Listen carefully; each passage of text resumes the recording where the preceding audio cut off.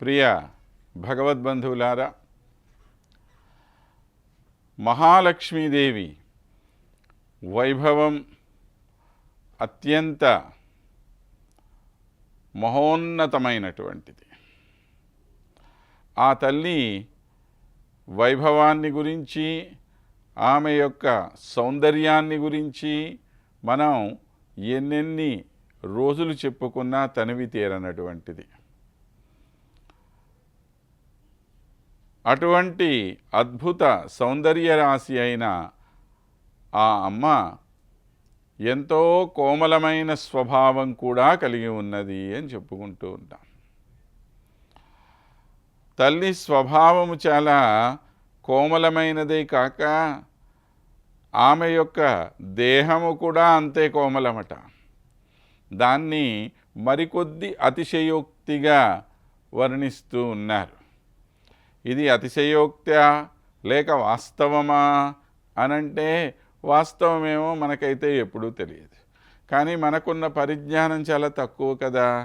మన పరిజ్ఞానంతో మనం ప్రపంచంలో చూసేటువంటి విషయాలు ఏవైతే ఉన్నాయో వాటితో కనుక పోల్చి చూస్తే ఇది కొద్దిగా అతిశయోక్తిగా అనిపించవచ్చుగాక, కానీ వాస్తవము కూడా అయి ఉండవచ్చు.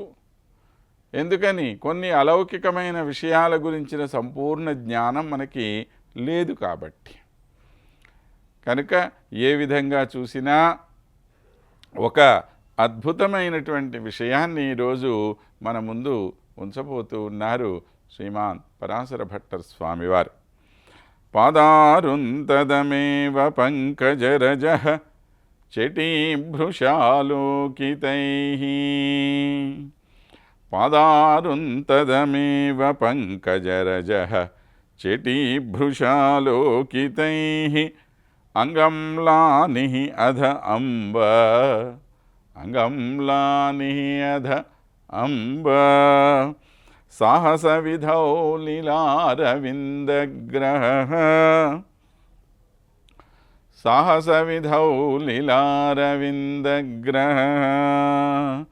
డోలాతే వనమాలయా హరిభుజే హాకష్టశబ్దాస్పదం.